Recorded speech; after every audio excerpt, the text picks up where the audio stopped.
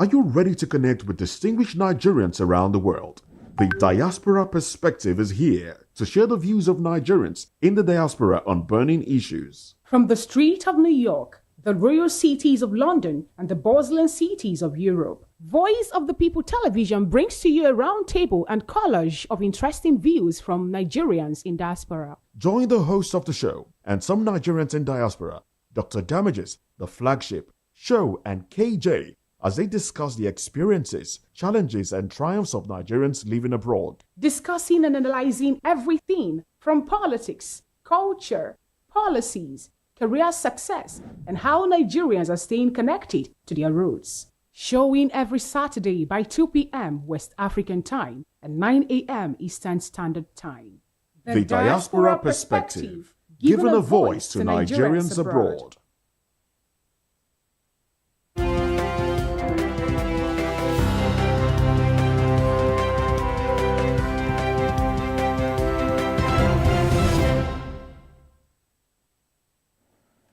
Hello there, good afternoon, and welcome to another interesting edition of the Diaspora Perspective Show, home and abroad on Voice of the People Television, VOP. I am Chukwuma Okoro. In the next 2 hours, we'll be discussing different political, governance, economic, and developmental issues as they affect Nigeria.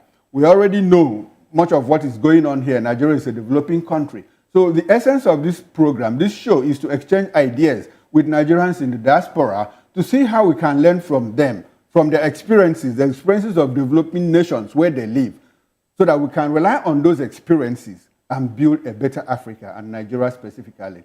But before we get into the major topics of discussion, we encourage you to click on the like button and subscribe to our page. On YouTube, we are Voice of the People TV, and on other social media platforms, we are at VOP TV Live. You can also visit our website, www.vop.ng.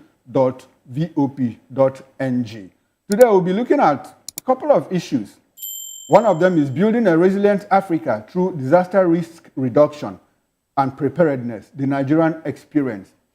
Within the week, the British Virgin Island Court granted a Chinese firm, Zhongshan Fushen, the right to seize Nigerian government assets worth 25 million naira, in continuation of they are trying to recover their money based on the alleged breach of agreement between Ogun State government and the Chinese company. We'll also look at how the chairman of ACF, that's Arewa Consultative Forum, has come out to say that the North will back a Northern presidential candidate in 2027. Oh, well, we understand that ACF has denied him and even suspended him. These are the major topics of discussion. And I have, I'll be joined in the studio, already in the studio with me is Mr. Peter Anosike. Mr. Anosike is a philosopher, development economist, and an erudite commentator on economy, finance, politics, and power. We also have, from the diaspora, Dr. Damages. Dr. Damages is a satirist, writer, journalist, and an adjunct professor at the School of Visual Arts in New York City. We also have Flagship. Flagship is a clinical research operations lead and business entrepreneur based in Atlanta, Georgia. We are also joined by KJ. KJ is a media production and training expert and joins from Maryland. And we also have Forefather. Forefathers is an engineer with interest in defense and strategic studies and joins us from the UK. Gentlemen, welcome to the show. Mr. Anosike, good to have you. I'm happy to be here. Good to have you, gentlemen, from the diaspora. Good morning. Good morning, sir. Good afternoon from us here. Yes. Morning. But before we get into the major topics of discussion, a few things happened within the week, so let's have our quick takes, more like a banter on those trending issues on social media and all of that. Now, one of them is that Simon Ekpa and 4 others were arrested for terror-related crimes. A local report in Finland said that Ekpa, the self-acclaimed Prime Minister of Biafran Republic Government in Exile, BRGIE, alongside 4 others, was arrested and remanded in custody by the District Court of Bajat Hame on suspicion of public incitement to commit a crime with terrorist intent. The police said the main suspect was arrested on suspicion of public incitement to commit a crime with terrorist intent, while 4 others were arrested for financing a terrorist crime. Now, the point is this. In the court yesterday, Simon Ekpa said, oh, sorry, the Prime Minister of Biafra Republic Government in Exile It's more like a skit. I wasn't serious about it. And I'm not even the leader of IPOB. I'm just an ordinary member. So much from Simon Ekpa. Oh, well, within the week also, we had the coalition of Nigerian youth leaders, that's CONIL, the umbrella body of all youth organizations in Nigeria, drawn across the 6 geopolitical zones, as they have endorsed Seyi Tinubu, the son of the president, for governor of Lagos State in 2027. In a statement jointly issued in Owerri on Tuesday by the President General of CONIL, Comrade Goodluck Ibem, the Secretary of the Association, Comrade Junad Abubakar, and the Public Relations Officer, Comrade Bong Samson, and the Public Secretary, Comrade Adeyemo Adewale, the body said that the resolution came at the enlarged meeting of its leaders held recently. According to the statement, the body took a careful appraisal with wonderful transformational performance and leadership traits of President Bola Ahmed Tinubu when he held sway as the governor of Lagos State, whose dynamic performance made Lagos become the center of excellence before taking the resolutions. Also within the week, we had this kind of back and forth between Abia pensioners and Governor Alex Otti as they disagreed on pension payment. Abia State pensioners have refuted claims by the state governor, Mr. Alex Otti, that he has cleared 9-year pension arrears and subsequently embarked on a 3-day prayer and fast, asking God to touch the heart of the governor so that he will pay the arrears which are outstanding, contrary to claims that have been claimed. Meanwhile, the governor asked the pensioners to return the monies they collected if they insist that the agreement which they willingly signed before the payments were made was some form of deceit. Now, the story is that when Alex became the governor of Abia State, pensioners were owed 45 months' salary arrears. But at a point in the United States, when he went to deliver a lecture at Johns Hopkins University, he claimed to have paid off pensioners' arrears for 9 years. And pensioners said, no, we were not even owed 9 years arrears. It was just 45 months. But what he said, look, your leaders, the leaders of the NUP, Nigerian Pensioners Union, National Union of Pensioners, signed an agreement with the government that in expectation that your salary, your pensions will be paid beginning from now without any delay, you have to write off the 45 months that were owed you. And the pensioners said, no, we didn't ask our leaders to sign that agreement. And the governor is saying, if your leaders didn't sign that agreement, now return the monies that were paid to you so that we can start on a clean note. That's what has been happening in Nigeria in the past week. So we'd like a quick take on that. Mr. Anosike, let me start with you. What's your take? You can chime in, 2 minutes on any of this. I will start with the arrest of Simon Ekpa. Okay. I see it as a positive development. We will now know whether he is the one behind the atrocities in the southeast or not. Are you aware that his followers deny that he's been arrested? But for our Minister of Foreign Affairs to confirm it, okay, for our defense chief to confirm it, I believe that it is true. Okay. So with the arrest, we will now know whether he is really behind the sit at home and the killings in the southeast. So I see it as a positive development. But yesterday in court, Simon Ekpa said, no, the prime minister of the thing that I've been talking about is just a skit. I didn't mean it. I'm not even the leader of IPOB. I'm not any factional leader.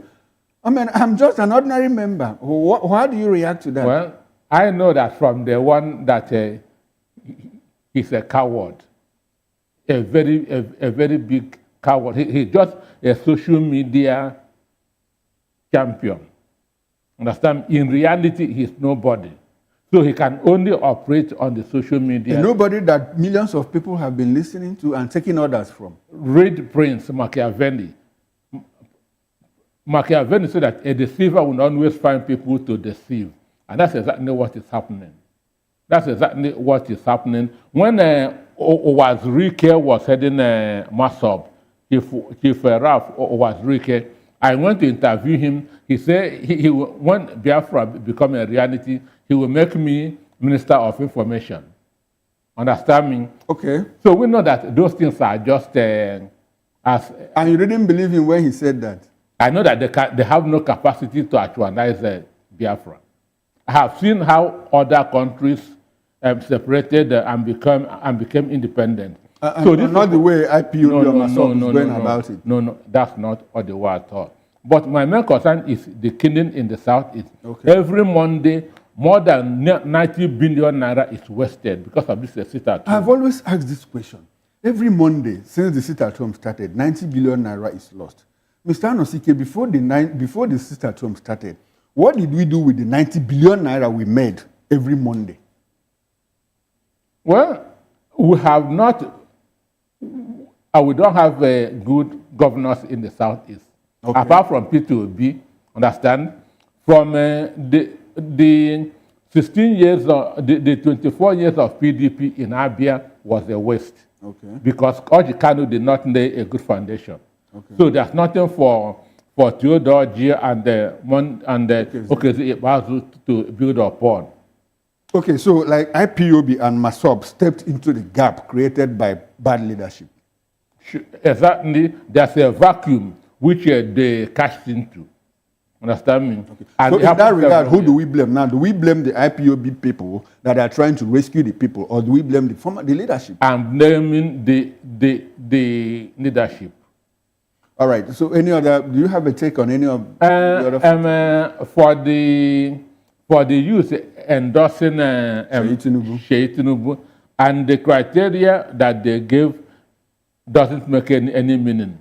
Even if Tinubu, Boname Tinubu is a superstar, it doesn't mean that his son will also be a superstar. No, but was Tinubu actually a superstar? I'm giving an example. From what we see now, I mean, this is 18 months. No, I'm giving an example. They said that Tinubu did well. No, I'm now asking you, is Tinubu actually a superstar? Even if you look at what he did. In performance, Tinubu is a mediocre. Understand? In performance, Tinubu... Even while he was governor in Lagos? Tinubu, that he built Lagos is a hype. Okay. Because if I'm asked to mention governors that have done well in Lagos State, Jakonde is number one. Everywhere you can see his infrastructure. His footprints. Understand me? Even this Ambode did better in his 4 years than Tinubu's 8 years. But Tinubu has the media behind him. Okay. And that's what he was using to project and market himself. All right. So, assuming that he did well, it doesn't translate that leadership is not by inheritance. Okay. You cannot transfer leadership from father to son. But Sheyi is entitled to contest if he wants. No, they are saying that his father's track record will make Sheyi a good governor. Penn is a renowned footballer, but his son is a failure as far as football is concerned. So you cannot, because my father did well in one enterprise, does not mean that. So you don't agree with Cornel that Sheyi, based on his father's... They are just a hungry youth that we are giving money. All right. Thank you, Mr. Anosike. I'll stay with you. I'll come back to you. Now, let's go back to our brothers in the diaspora. Forefathers, let me start with you. The three things we talked about, and I would also like to add that within the week, our president was at the G20 summit in Brazil. He said he was invited by President of Brazil, Lula da Silva, and in the course of, on the sidelines, he signed an agreement, with a Brazilian company, JBSA. They are into livestock production and all of that. And the collaboration is to ensure that they take advantage of our opportunities in livestock, to help us solve the herder-farmer clash. I would also like our guests to chime in on that if they have anything to say. So let me start with you, Forefathers. Thank you for having me. Regarding the agreement, I think it's a good thing that our leaders go and try to look for ways to provide for their people. Personally, I would have said that if I was advising, I would advise him to be looking for defense partnerships instead of food partnership. Nigeria has the capacity to make food. That has never been our problem. Our problem is that we are not a secure nation. If farmers cannot go to farm, the country is losing $50 billion per annum due to insecurity, and then you want to go and get more cattle for the herders to steal. They rustle castles all the time as part of the insecurity structure in the country, and that has been the blight of our nation for a long time. Nobody in this world has a home with a lot of valuables in it and leaves it unsecure. I don't know how our leaders do this, and our people should open their eyes to the fact that our leaders have left us vulnerable to any issues that occur in the world. So if I'm looking at it from the point of view of just the deal in terms of livestock, it's a good thing. But if you look at other nations, they prioritize their strategic interests far more because they know those things are far more consequential. But you don't see our leaders moving in this direction at all. Nigeria is basically absent internationally, geopolitically. We don't do anything. Even South Africa punches, packs a bigger punch than Nigeria. So from the point of view of looking at the geopolitical weather, Nigeria has a lot to do. And the truth is, Nigeria is very, very important. People don't understand how important Nigeria is to so many people, to hundreds of millions of people around the world. And until we start understanding that and holding our leaders accountable, we are not going to be accepting all these MOUs that they go and sign, because they signed it in Russia that they were going to build nuclear power plants. Have they done anything? They are not serious people. They are not running our country very well. You can see that look at 2013 budget. That was 47 billion. 2023 budget, 43 billion. This year, 28 billion. This in the US dollars. How can you run the country like that? And you see them sitting down there, acting as if that is normal behavior.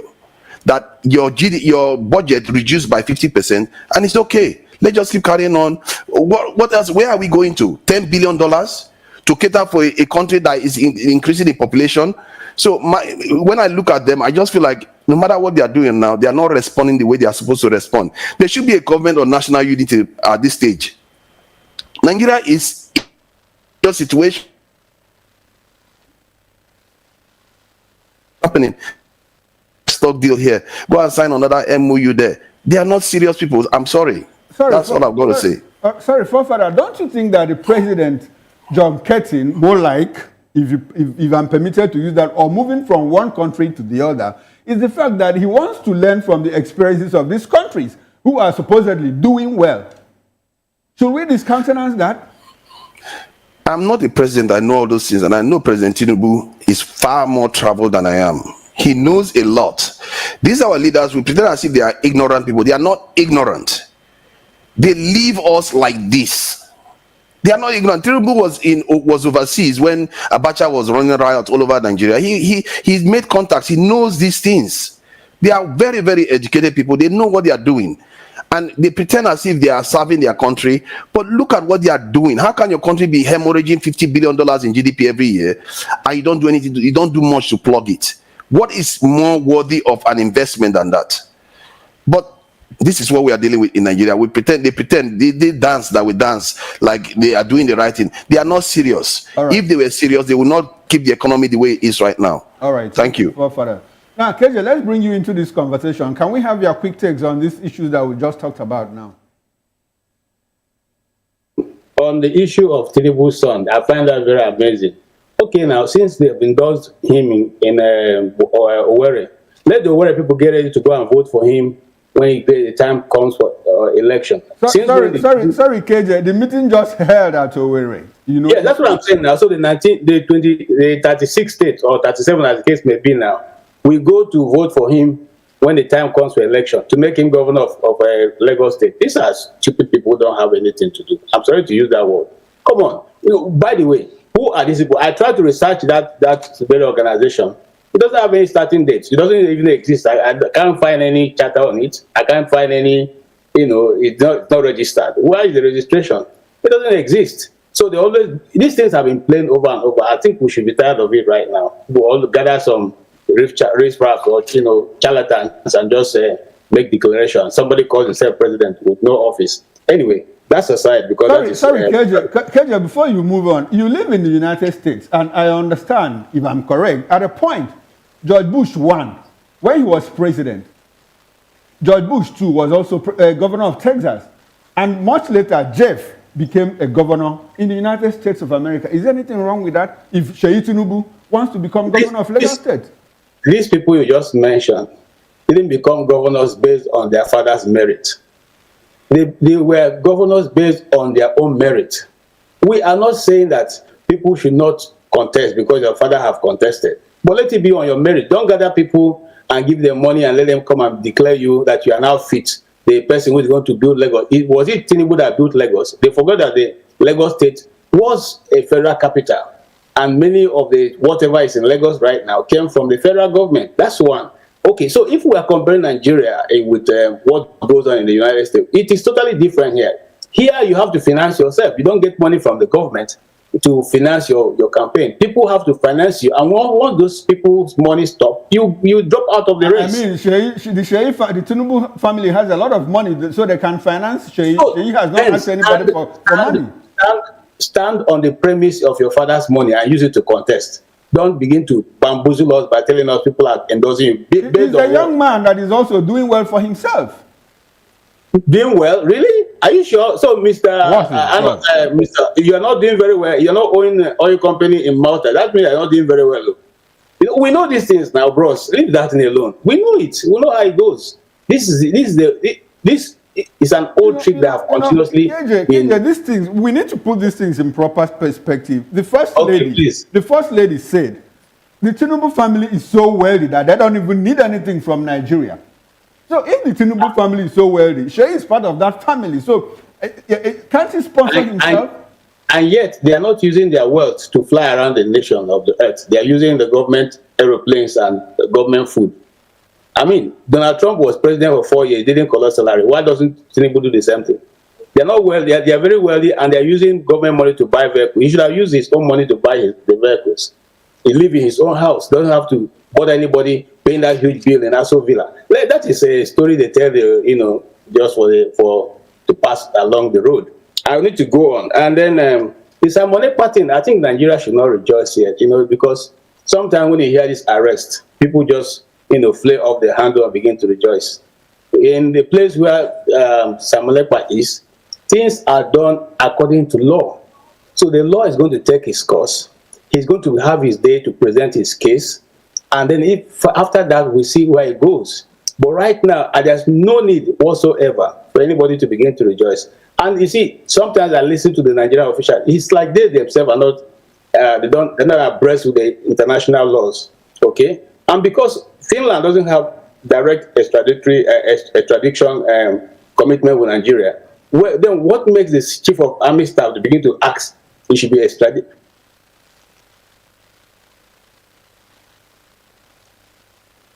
Hello, we seem to be having a connection problem there with KJ. Okay, let me come to you, Flagship. Flagship, can we have your take, please, on any of these topics that we just raised? Well, thank you once again, Mr. Okoro, for having me. I think for starters, Tinubu's trip to Brazil was very humiliating. He succeeded in doing one thing, and that is to demarket Nigeria.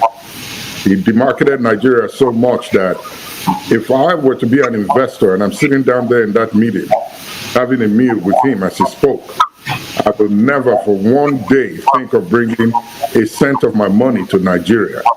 Number two, he went there to say he's trying to get the Brazilians to come solve the herders' problem in Nigeria. How will they do that to solve the problem that you on your own have every capacity and resources to solve, and you are flying over to Brazil to talk to them to come solve the problem in Nigeria? I think the only thing that I see that may come out of this, whatever that MOU he signed is, the Brazilians will start importing meat to Nigeria. And there goes another dependence on Nigerians, that we're not looking at the Brazilians to give us meat to eat, which is not bad, it's trade, but what we have in exchange. So I think that Tinubu's trip to Brazil was worthless, was not needed. He didn't need to attend that meeting. He could have done it remotely or send somebody to go there and learn whatever he wants to learn. He needs to think about how to fix the internal problem in Nigeria, which is insecurity, before he can get these guys to come there and invest. Sorry, Flagship, are you aware that we are talking about livestock investment worth over $2.5 billion in Nigeria? If we're able to pull in that company into Nigeria, we are looking at $2.5 billion investment coming from Brazil in collaboration. $2.5 billion that will go out of Nigeria in exchange for what? No, in collaboration, it's not going out from Nigeria. They are helping us to manage our livestock. I understand that particular company processes 33,000 cows on daily basis. Mr. Okoro, the point that I'm trying to make you understand is I'm careful when I use the word $2.5 billion going out of Nigeria. For starters, they will not bring their meat processing factory to Nigeria. It will not be done. They're not going to come set up a meat processing factory and get cows from where? The same herders that are giving us problems? If Nigeria wanted to sign a livestock deal, Namibia is a good place to go start from. At least the U.S. imports 23% of its beef consumption from Namibia. That's in Africa. It's a stone's throw away from Nigeria. Why fly all the way to Brazil to have that done? It's just a waste of money, fruitless, and again, empty MOUs that are being signed. And I bet you, if Tinubu succeeds 8 years, you will not find that Brazilian company in Nigeria doing business with us. So it will just be another 2.5 billion that will hear that disappeared out of Nigeria again. So I don't think that was needed. He has never had any fruitful trip that he said he traveled abroad that we see manifest in Nigeria. So this is just another wasted one gone. With reference to Sheyi Tinubu, recently I'm beginning to think that Nigerians, it's hard to fight for Nigerians. It's very hard, looking at it from over here in the diaspora. Because the same people that you're trying to fight for are quick to go back to celebrate their oppressors. It's either Nigerians don't learn lessons or they learn it and are very quick to forget.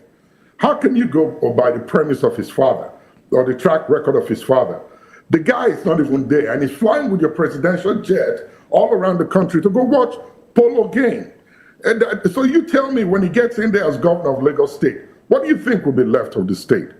It's a hard and long road for Nigerians to travel. With reference to Abia State, I don't know if we're down there yet. I think that the governor started well. He needs to keep his track record. So whatever he needs to do to fix this problem, he needs to fix it so it doesn't taint his record. All right, thanks very much, Flagship. Well, as for Sheyi Tinubu, I think it is the call of the people of Lagos State to decide who becomes their governor in 2027. All right, now let's come to you, Dr. Damages, before we round up this session and now cut into the main topic of discussion. Nice to have me, Chukuma. Good one. Yeah, let me start by saying that my brother Anosike, you missed an opportunity to be a minister in Biafra. You know, if you had done your work well with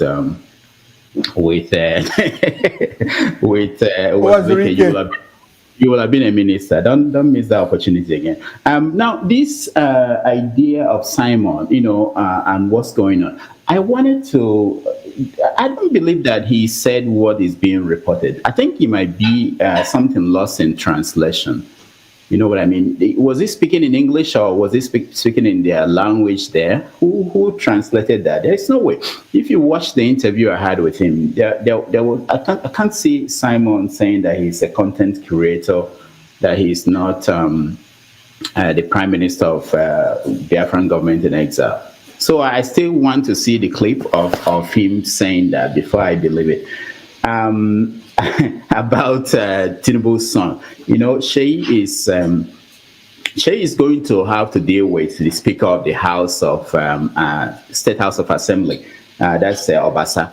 That man is a serious candidate, and Sheyi will also have to deal with Bajabiamila, the Chief of Staff of Tinubu, who is also interested in running for governor. So it doesn't matter where they issue the statement. When they get back home in Lagos, they have to fight it out. It's not going to be easy. His father is the president who make it an easy thing. Dr. Damage is exactly what the question I wanted to ask. If you talk about Obasa and Baja Biamila, don't you think that the president has these people under his thumb? I mean, he can tell them, Femi, you wait, it's not yet your turn. Or Obasa, wait, it's not yet your turn. Let's show you go first. Don't you think the president has the capacity to pull that through? It's possible, but people have defied him in the past, like Ambode, and where are they now? Oh, sorry. I think I'm making the point for you. No, I'm just kidding. People can still, I think the president will have a big fight coming up for re-election first before he will be worrying about his son. I think the best thing he will probably do is to tell his son to wait. Instead of fighting at both ends, fighting the people in Lagos and fighting the Arewa group in Abuja. And people like the governor in Imo State, who is also interested in being president. So he will have a lot to fight that he may tell the son to hold off. You can still be governor down the road. All right, thank you very much, Dr. Damages.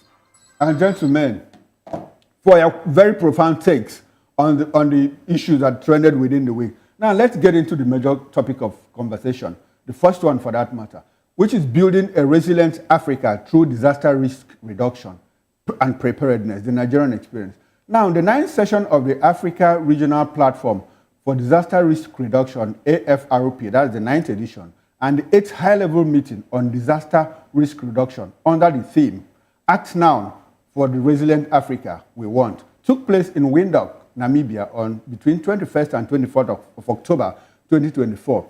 Now, speaking at the ceremony, Amjad Abashar, the head of the Regional Office for Africa at the United Nations Office for Disaster Risk Reduction, NUDRR, on the importance of the event and the preparedness for disasters on the continent, said that these meetings are held every 3 years and are conducted back-to-back with a high-level ministerial meeting on disaster risk reduction. Highlighting the timeliness of this year's meeting, Abashar said that more than 110 million people in Africa, on the African continent, were directly affected by weather, climate, and water-related hazards. Despite these high-level meetings, most Africans are still vulnerable to natural disasters, with the prospects of mitigation and applications of early warning systems largely absent. In Nigeria, hundreds of thousands of people have been displaced due to avoidable cases of insecurity, flooding, and erosion that were not managed properly. At last count, the dam that broke in parts of Borno State, Maiduguri, displaced more than 700 people, with about 300 dead and homes ravaged and destroyed, farmlands destroyed, and all of that. These things happen every other time, year in, year out. And Nigeria attends these meetings that are held every 3 years, back to back. Mr. Anosike, let me start with you.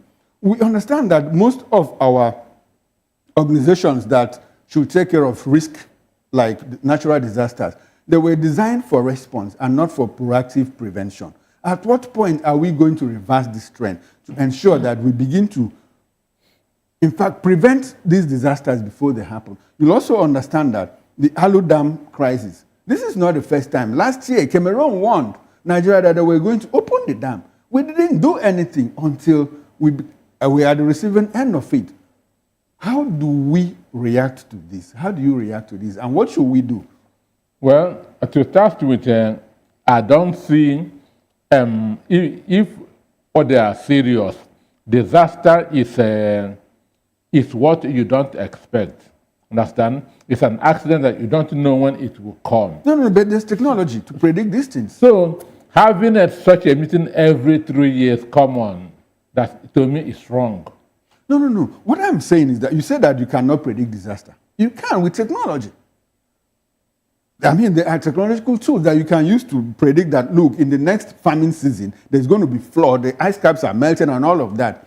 So, because in the what happened in the US about a month ago, they have far more technology than Africa. What happened in Valencia and France I mean, in Spain, they have the same thing. So this thing comes unexpected. It comes, so it should be that's an everyday thing. But Africa as a country, we don't even understand this. We don't even understand this climate change thing in Africa. That's the truth. It is not popular here. No, we do. Our president in Brazil spoke about climate change. He said that climate change is affecting Africa, so he understands this is a speech that somebody wrote for him. Are you saying he didn't go through this? And if you see the way he was reading it, he was even like a pope. And that's a 90-something-year-old person, understand me? There's no energy in that speech. I just watched it for 2-3 I move into another thing because he was begging, understand me? As one of our diaspora guests, he was demarcating Nigeria. He never understood what he read. Okay, let's stay with disaster. Okay, so one, in Nigeria, in Africa, we have this poor maintenance culture. It has been in us. Corruption has been in us. Then we also don't have the resources to take care of all these things. Resources? That's a fact. Peter, the ecological fund, National Ecological Fund, between... What's the value of your naira? Between June last year and April this year, states received in excess of 40 billion naira for risk management, erosion, and all of those things. Convert 40 billion naira to dollars. Okay, when the Maiduguri incident happened, within 3 weeks, it was within 3 weeks, they raised 17 billion naira. So should we be talking about having resources? That is being reactionary. Exactly the point. Why should we react? Why should we be reactionary? Why shouldn't we expect these things and manage them? Because our old national anthem ended with "So help me, God." Understand me?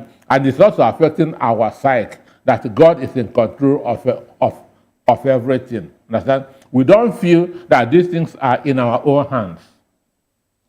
Therefore, it depends on us to take care of it.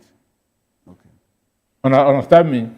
That is our problem. We are not taking daily observation of all these things. And that's why when it happens, everybody will pretend as if they don't know. No, Mr. Anosike, it's good that we understand these things. We are in this country. We know what is going on. If we are holding this kind of conversation, the idea is to profess solutions. What do we do? What should we do? We understand the problem. I always say it is not what you know that is important, but what you do with what you know. Exactly. Understand? So we have all these ideas, but what are we doing? We don't take them serious. That's why since 2012, our national grid has collapsed 222 times. In 12 years, 222 times. There are engineers there. Don't they know? They know about it. But what are they doing with what they know?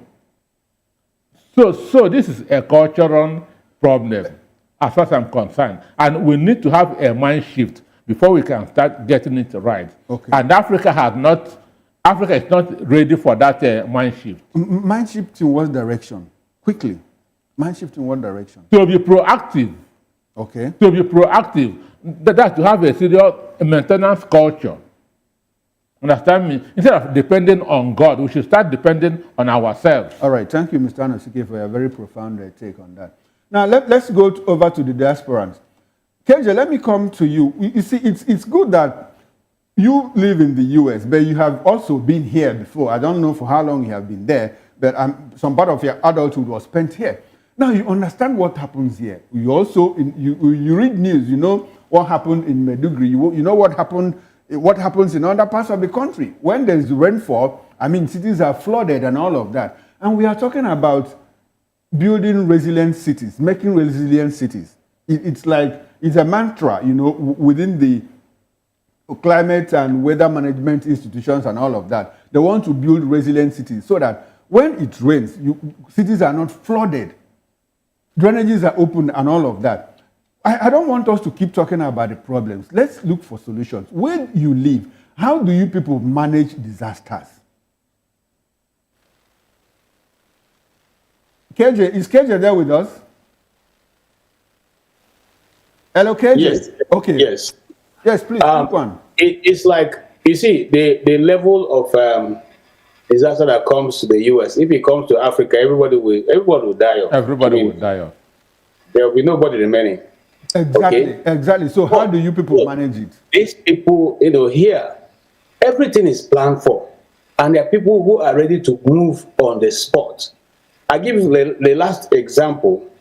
Even before government moves, other individuals, organizations that have been helping out, they re-strategize and move immediately. People who have helicopters, people who on their own, they move to help people, even before government gets there.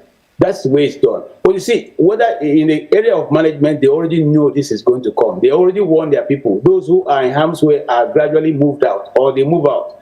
But those who refuse to move out, they are told that, well, we'll give you help, but that's only one who can get to you. So it is not taking anybody by surprise that this is coming.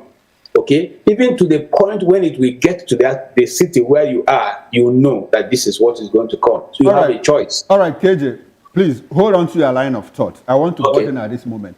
In your opening statement, you said that you plan everything. And in the intro, I said the 9th session of the Africa Regional Platform for Disaster Risk Reduction. 9th session, that means this summit has held for 9 times. And we have the 8th high-level meeting on disaster risk reduction that was held in Windhoek. Is that not some form of planning? Yes, it is planning.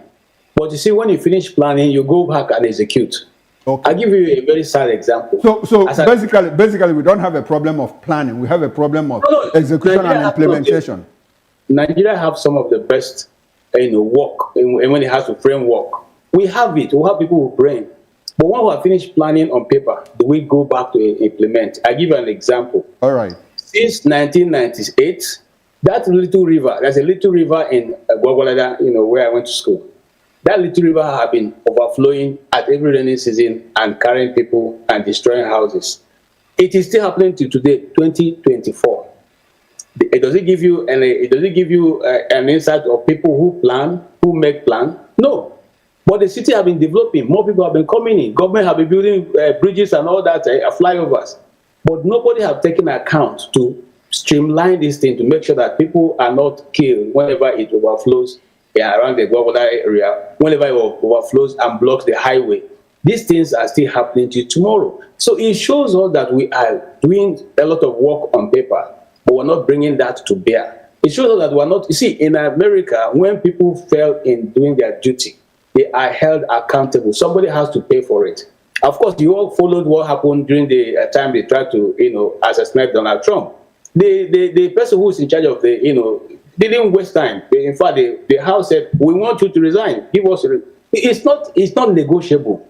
That's why people have to act at I'm not saying there are no failures, but I'm saying that when those failures occur, people take responsibility for it, and those people turn in their resignation letter. It's not a question of party. It's not a question of, because you are dealing with the American people and they will take no for an answer. They will demand that you leave and somebody else who can do the job coming. If we bring that kind, if we plan to do what they call a DRR, which is the disaster risk management reduction, practice, people know what to do at a particular time.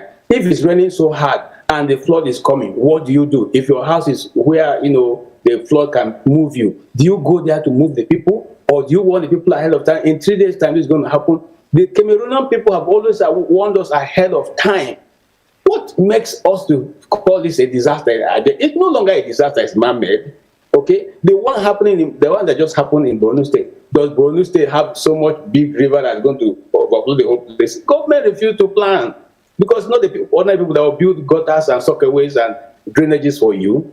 It's part of what you should have planned in planning your city. Look, America lives, some of the places are lowland, like places like Florida. If they didn't have a good planning system, it's not every day disaster will be happening there.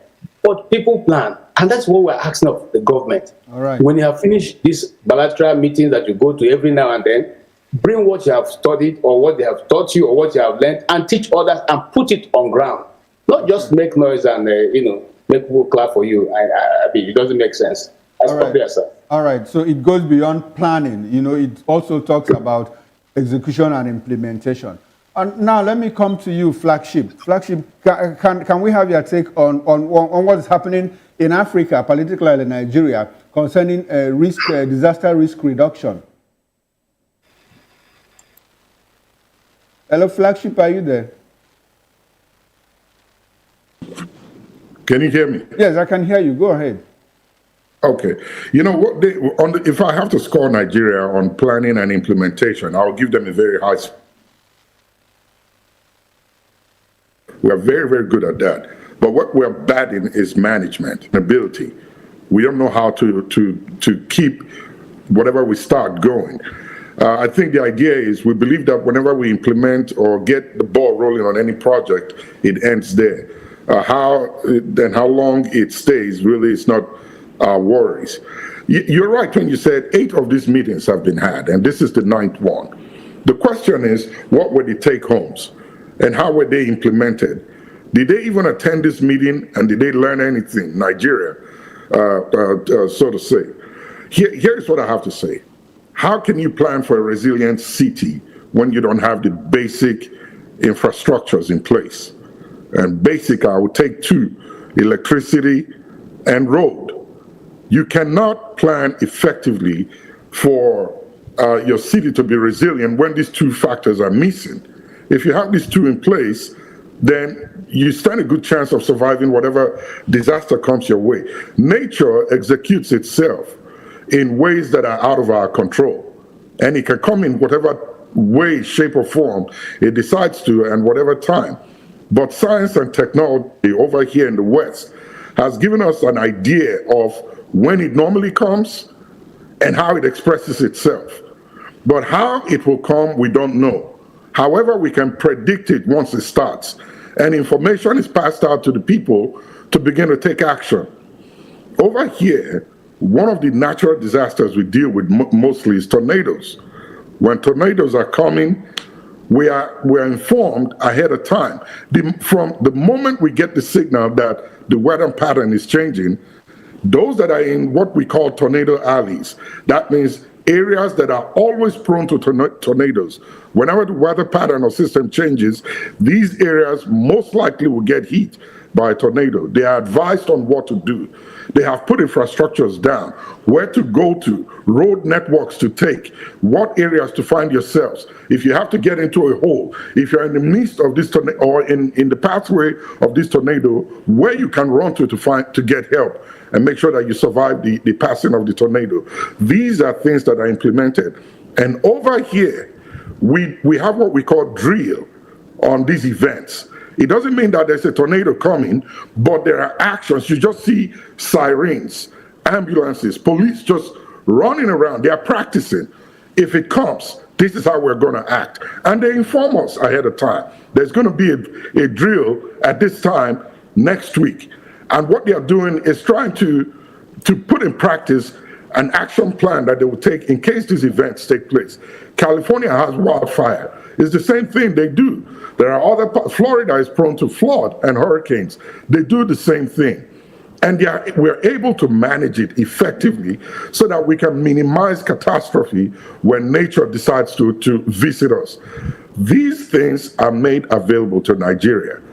They get the technology, they get the information, they get the warning, and it's easy these days that from Nigeria you can tap into the NOAA here and get information about Nigeria. There's going to be heat, there's going to be flooding, there's going to be rain. The question is, what do we do with it? I look at the budget every year for Nigeria, and it amazes me to see that there are appropriations for these events, but they really hardly ever take action. For example, flood is what we deal with all the time. Have we decided to figure out the next or use the technology that's available to find a way to redirect this flood and get it out of the pathway of the people? Or if we cannot redirect it, if the topography doesn't allow, can we move these people out of the pathway of the flood? These things come at this time every year. Why do we wait for it to happen before we take action and start raising money? And when they raise money, you would expect that they go back and use it to fix the problem to prevent it from happening the next season. But nothing is done. And the cycle keeps repeating itself again. So here's where I end it. When you put people who don't have any idea of how to run these things, you put them in office, then you get a reoccurrence of these disasters every year or every season when they occur. All right, everything boils down to leadership. Thanks very much, Flagship, for your very profound take on this. Please, permit me to come back to the studio. Let's get Mr. Anosike's final take. He has to run up to somewhere, to do something else. Mr. Anosike, what's your final take on this disaster risk management? I mean, KJ and Flagship have spoken a lot. Like, we understand there are technologies that you can use to predict these things when they happen or when they're about to happen. One, any country that is doing well at this point in time is technology driven. Any country that is doing well is technology driven. This is what we need to adopt for the country, and we also need people that have the know-how. Understand? Because you cannot give what you don't have. Again, there should be that willingness. Understand? To put the country first before you. Because I remember that the interest of the country first before your own interest. Because I remember the chairman of EFCC, when he was talking about the corruption in the power sector, he said that one of the reasons why the grid is failing is corruption, because people buy substandard equipment. Understand me? When they are asked that that's one thing, he mentioned the 9.0 grid, they go and buy 5.9, instead of buying 9.0, they will buy 5.0, which is cheaper. Does that look like sabotage? It's greed, it's corruption. Okay. Understand me? And the most of the thing that is happening in Nigeria is basically corruption. So do you think that there's some form of that people sabotage government efforts at risk management? For me, one, I don't see it as corruption, but I see it as greed. And again, not having that political will to do what is right. Okay, so greed, is there a way we can differentiate greed and corruption? Which one leads to the other? Well, greed is when you are serving or yourself, understand? Instead of serving the people. Yes, your interest coming first. And corruption is? Corruption is what is in the system, finding loopholes. Understand me? So is it greed that feeds corruption or corruption that feeds greed? Both are. Okay, both of them reinforce, sure, both reinforcing variables. Sure. All right, thank you very much, Mr. Anosike. We have to let you go now. Thanks for being part of the show. We expect to have you next time. Yeah, thank you very much. For now let me come back to you, Dr. Damages. Dr. Damages, you live in New York. Part of the problems we have here when it comes to flooding is the fact that drainages are clogged with nylons, garbage, dirt, and all of that. How do you people respond to that in New York City? Respond to, pure water in New York City is different from pure water in Nigeria. So please, what's the difference? We'd like to know. Chukuma, let me first correct an impression that Anosike left before he last time he spoke. He talked about that there is "So Help Me God" in the national anthem Nigeria, that's why we are leaving everything to God. I just want to inform the listeners or the viewers that in the U.S. national anthem, we have "In God is our trust." And in the Pledge of Allegiance, it actually says that one nation under God. So the fact that we have "So Help Me God" does not mean that we should just leave everything to God. The Americans also have a similar thing, but they are not leaving everything in the hands of God. Okay. So if you have a situation where there are pure water, plastic everywhere, or even plastic bottles on the streets in anywhere in America, there's somebody whose job it is to make sure that streets are cleaned, and they do the job. If they don't do the job, they lose the election. So there's accountability. I think the issue we have in the country is about accountability. It's not about attending meetings. They attend meetings. I'm happy that you are pointing at these conferences that are going on. Most people don't even know. There are a lot of people in civil service in Nigeria who constantly travel all over the world attending meetings, and nobody ever calls them to say, okay, so these meetings you're attending, what are you getting out of it? Let me talk about disaster management in America and something like hurricane. Now, if you look at the worst hurricanes in America, they happened in the 1950s, 1900s. That was when they didn't have enough technology to say, this is the category of this hurricane coming. We can see it coming. It's going to touch down at this time.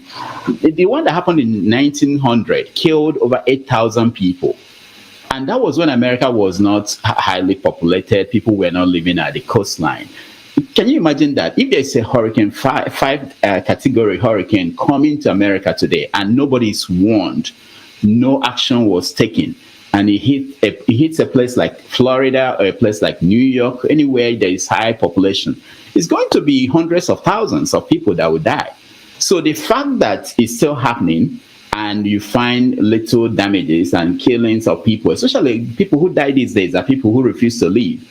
So you can give credit to the science and the preparedness and the ability to predict that is coming and give details to why the damages are not as it used to be. What happens now is that people leave and you can find houses destroyed, which can be rebuilt if they want to rebuild. But the thing is that we don't prepare. We can't predict. Even if we have the technology, we don't have a way of putting it into action. And I don't think we have serious attention. We don't pay attention to the lives of people, our own people. It doesn't matter so much to us. Just think about it. Let me find out thing I would say.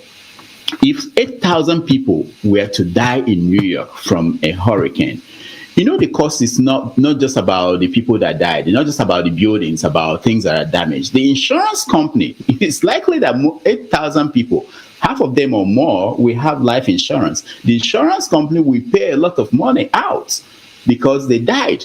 So everybody has interest in making sure that the country does something to make sure that these people do not die. It's not just about buildings and people pay. People are held accountable. That's where we have to get to in Nigeria. We are not there yet, and that's why we allow these things to happen. All right, Dr. Damages, I would like to stay with you because it's more like a people thing when we talk about cleaning the cities. Now, I would like to ask you, how do you people manage refuse? Because it's a clear threat to us here. I keep going back to drainages and how cities are managed. Now, people collect refuse. They dump them inside the drainages. The drainages are clogged. When it rains, they overflow, damage people's homes. How do you manage them? What is the attitude of the people in even disposing their refuse? How do people manage their refuse away from the government as individuals? It's very simple. You cannot throw out garbage the way we do in Nigeria. Is there any penalty for that? Of course, the town will give you a fine. You have to pay, and in some places over $500. So can you imagine if you carry your trash and heap somewhere near your neighborhood? You pay about $500. So nobody will do that. I mean, it's ingrained in people now that you can't even throw things from your window. So someone entered my car when I went to the conference last Friday, and he saw a banana peel in the car, and I said, "Oh, I ate it," and I was driving. I didn't. There was no way to throw it out of the window. Most people would have done it in Nigeria or other parts of the world, but you can't do it here. If you are seen doing that, you can be fined for doing something like that. So it has become part of the culture. It's unthinkable. I can't even imagine that. Why will you do that when every 2 times a week they come to your house and pick the trash? Why would you go and throw it out? So that's another part. So when you say that people pee on the street, but do you have public toilet for them? When you say people should not throw it out to the on the road, do you have a system that comes to their homes to pick it up? So all these things work hand in hand. You are not going to find people if you are not taking care of those trash. It's very important. If you're taking care of it, then you can say to people, why did you do this when there is this provided to you? So that this is how it should be, but it's not that way yet in Nigeria. All right, thank you very much. I now understand that it's a matter of value orientation. We need the NOA, to step in. I mean, they have their work cut out for them to educate people, orientate our people, value orientation, so that, look, it's not convenient, even for the government, for the people that sweep the road, that you eat banana and throw away the peel, that you drink pure water and throw away the sachet, the empty nylon on the streets. It's somebody's duty to do that, but you also have a role to play. Now, let me come to you, forefathers. Forefathers, you live in the UK. I want you to give us an idea of how you people, manage disaster there, with particular reference to new areas. If you are building new cities, which one comes first? Is it building those houses before deploying infrastructure like drainages and roads and all of that? Or do you build the roads, the infrastructure, the drainages, before people are allowed to build in those new cities? Help us make sense of what goes on there, because I think it looks like people here, the moment you buy a plot of land, whether the road is paved or not, whether there is drainage or not, whether it's even on top of a drainage, boom, someone is building a house, even without approval and all of that. Help us understand what goes on in the UK. Thank you for the question. Here in the UK, the way they approach things is, I think they've gotten so good at anticipating disasters, and they take it very, very seriously, and they plan ahead. And they are so paranoid that even building houses that they are short of, they contest it constantly. They prevent building houses for people to live because they want to control, like in the case of London, the green belt. They call it the green belt that surrounds London. So they are so in tune with how to manage things. This is why they don't build very tall buildings, and they want to keep things as minimalistic as possible. So they are very, very efficient here in terms of managing disaster, in terms of managing the resources that they have. Hence, whenever there is any disaster in the UK, very, very quickly you will see the necessary agencies kick in, because they've already planned for it. They plan and they rehearse and rehearse and rehearse, because they understand, that the idea is the common sense aspect of it, the intelligence, that when these things occur, when they plan like this, the cost when the disaster occurs is a lot less on them. And this is something that we as a people have lacked. It's a kind of, it's not an individual thing. Nigerians have very, very brilliant people, but collectively, our intelligence is very low, and our people are being stood down. It's not necessarily, we don't need money. Most of those things is just common sense. People, you just tell the people what to do and they will do it. And many of our people are jobless. Why are they not giving them jobs to take care of our streets, to make sure the drainages are cleared, the rubbishes are thrown away, and those people pay tax? There is so many areas you can see that the Nigerian state can do a lot better without even borrowing a penny from outside. But they don't do it because they are standing the people down for some reason. And it's not only Nigeria. It's happening in many African countries, the same pattern you see. But you don't see that in European countries. Most Asian countries are taking care of this now. Like Singapore, they are so paranoid that if you drop anything in Singapore, you are in big trouble. You have to make sure that if you have rubbish, you put it where it belongs. In Japan, the same culture. We have to have a culture that allows our people collectively to express intelligence. And there's something about we as a people, that our intelligence is being kept relatively low as a collective. Individually, you have brilliant people. If you look at extreme cases of preparedness in terms of preparing for potential disasters, one of them is Switzerland. Switzerland built 300 and something thousand bunkers to house all their population in case of major wars, disaster that they cannot anticipate. How does the people do that? It's because they their level of intelligence is so high as a collective. An individual Nigeria might beat them in terms of individual intelligence, but as a collective, they can think for themselves. That is something that we as a people have lacked, and that is more consequential, we like it or not. Your IQ can be 200, but as a people, if your IQ is 50, you're going to be acting like as a retarded human being. That is how that's what you see in Nigeria. Nigeria, we will see a disaster coming and we'll leave it to happen. And our leaders will leave it to happen, and they will help it happen because they are not ready to do the right thing. I always come back to that. Our leadership is not ready to do the right thing, and our people don't know any better because generation after generation will be conditioned to be like this. This is what Fela sings about all the time. We are suffering and we are smiling. And I want to support what Dr. Dameji said about what the guest said regarding God. May God that God will help us.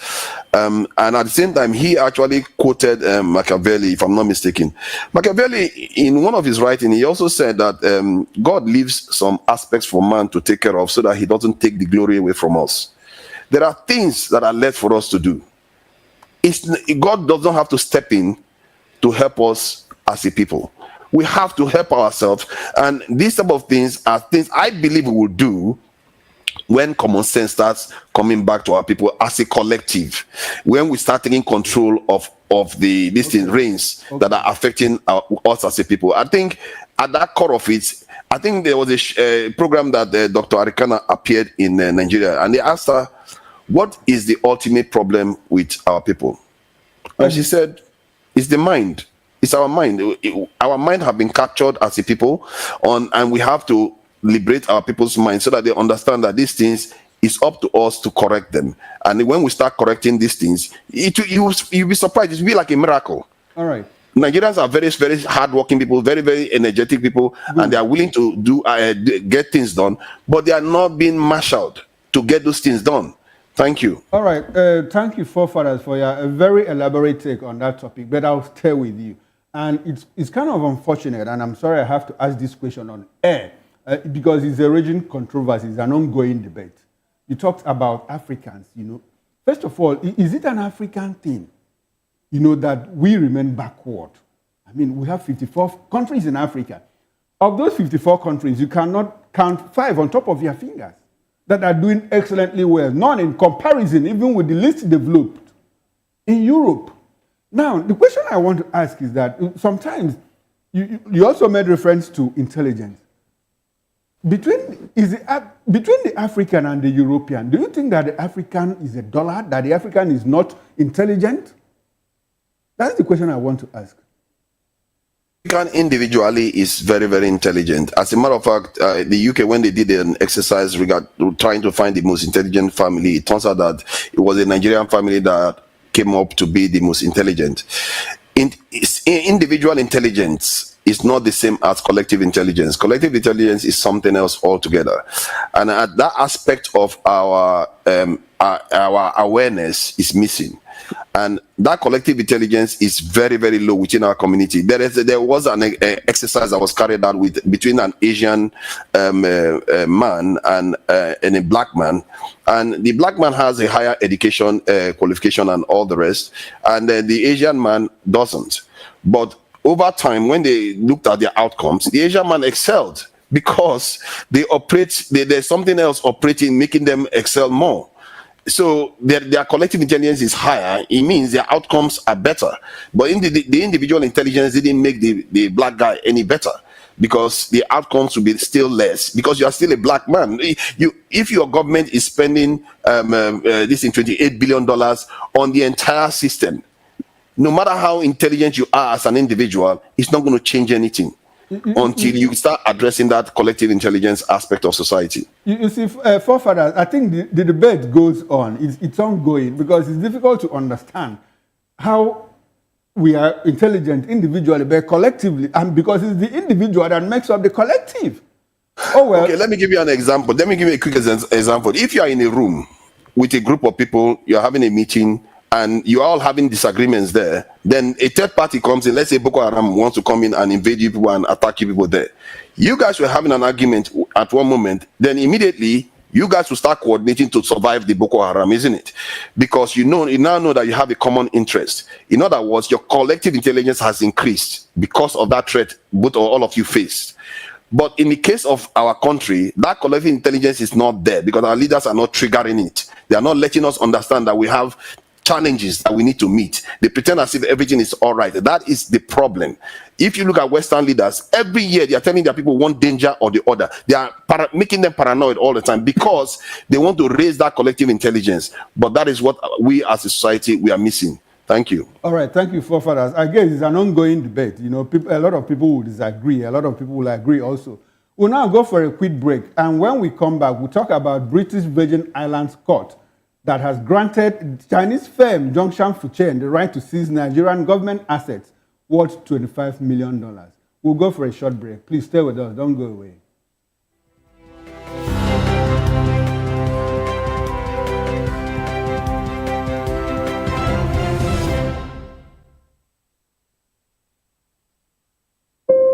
When your morning starts, make sure to look around for the right company to serve you everything you need to know about what's happening around you. That's why you need VOP this morning, because we will climb this far to give you a voice in what's going on, from news, reviews, politics and the economy, sports and even entertainment. Join us weekdays 7 a.m. to 9 a.m. right here on VOP TV. VOP TV. Now you have more than a voice.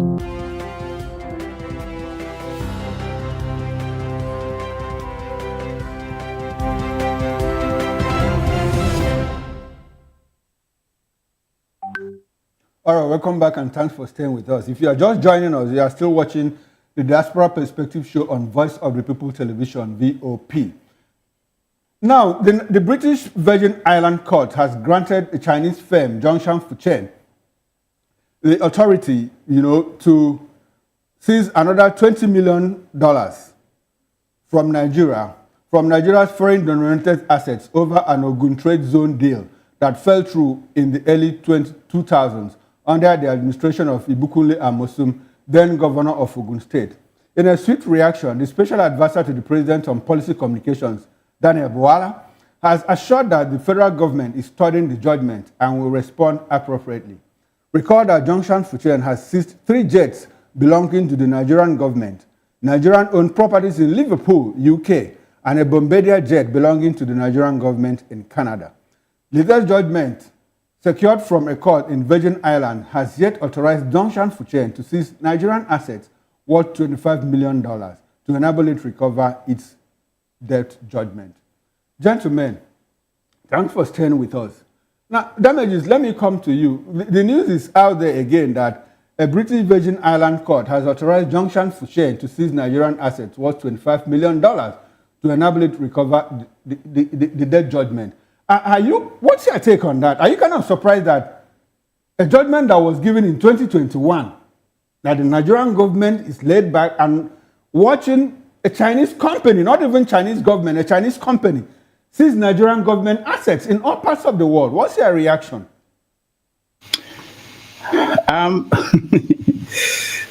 We have this contract, this idea of not paying attention or not taking seriously contracts and agreements. It's a common thing in Nigeria. And when we deal with international organizations and businesses, we carry the same attitude, thinking that we can disobey court orders. It doesn't matter. We hear it every day. Judges issue orders and police departments and government officials ignore it. So we carry that attitude and we deal with other countries and other business entities from other countries. And they know that it shouldn't be. And they seek court judgments from other parts of the world and they get it. So I think the first thing is for us to look inwards. Nigerians look inwards individually, the government, and say, this is something that we have to stop. This attitude of not obeying court orders. If you don't like the court judgment, you can appeal, but you cannot ignore it. And especially when you are moving from one government to the other. And it happens a lot in Nigeria. When a government is leaving, they leave issues. They don't even transfer. These are liabilities we're facing. You deal with it. These are important things. So I'm not surprised. In other parts of the world, people will pay attention to court summons and court rulings because if you don't, there's consequences, and these consequences are serious, and they can immediately seize your assets, whatever you have, anywhere in the world. So if you come, we have lived in the West, and we know this is the approach, and we don't play with that. It doesn't matter whether you think this is not a serious case. I mean, most Nigerians will say, oh, this is not important. They cannot sue me. They cannot take my car. They can take your car. They can take anything you have. So that message has to get back to Nigeria, get back to our people, that you don't take laws into your hands. When the law says something, you pay attention. If you don't like what it says, go to the next law court. If you don't like what the next court said, go to the Supreme Court. And once the Supreme Court says this is what you should do, you have no other option at that point. Even the former mayor of New York City, had to start selling off his things to pay for a judgment against him. He had no option. There's no way you can avoid it. It's something you have to learn. Nigerians need to learn that. Dr. Damages, let me ask you this direct question. Do you recall in the past when a U.S. government asset has been seized in another country? Can you recall? Has it ever happened? Can you recall? Is there anyone? Possible that Russia, and I think Russia did recently, when America imposed sanctions on Russia revenged by seizing whatever America had, But the thing is that the countries like US, it's not the government that is doing it. Remember, these things are not government doing that. It's actually businesses. So there have been cases where someone will sue the American government and in their countries, and if their court says this, but they have a lot of leverage. They could use that to get around it, and they pay. They do pay. America will pay if you win a court case in a place that they think that the judicial system there is credible. Something like Nigeria. You were talking about Simon Ekpa earlier on. When Nigeria is not obeying court orders, it will be a problem when they want to try somebody in Nigeria, somebody who lives abroad. The country will weigh in. How is the judicial system in this country behaving? We don't obey contract laws. We don't obey the court. So it tells anybody who's looking into the country that this is not a serious country. America will obey. If the Supreme Court says to Bush today or whoever, it doesn't matter who you are, the president, you cannot do this. And there have been many instances. And the president will just pull back. There's nothing he could do. He can't just go and continue. All right, thanks, Dr. Damages. Now, let me come to you, Flagship. Flagship, is it proper for the president's spokesperson, Daniel Bwala, to be telling Nigerians about this case instead of the Attorney General of the Federation? Is that some kind of mismatch of responsibilities? What does he want the Nigerians to do about it? Are Nigerians the people to take action? Why should he be standing in front of the camera and looking at Nigerians to say, this is what is going on? The question is, Nigeria has a legal system. The NBA is there. The Nigerian judiciary is there. My question is, how come we don't understand what international law is, business-wise? And that if Nigeria entered into a contract, well, and this time not Nigeria, but a state in Nigeria entered into a business deal with a company, not another country now, with a company, and they fault in their part of the deal, and the company turned around and is going after the assets of Nigeria, that Nigeria and its judicial system, the NBA, doesn't see this as serious enough to begin to ramp up lawyers from within Nigeria who are skilled in international relations, international business laws, and the rest of that, to go after these guys and begin to address these cases one after the other. Or let's say we don't even have one. What does it take to contract lawyers in these countries where these cases are being judged and put in court? I mean, let me digress a little bit. During the recent election in 2023, there was a court case against the now president of Nigeria here in the US. They were quick to ramp up lawyers from around here to work to go to court for him and on his behalf. Why can't we do the same thing rather than have this national or international disgrace go on and on and on? And yes, I agree with what Dr. Damages said. We have this this idea in Nigeria of, oh, well, who's there in the courts? They can't do anything. No, they cannot take it. Oh, no, that asset is in the Bahamas. No, they can't get it.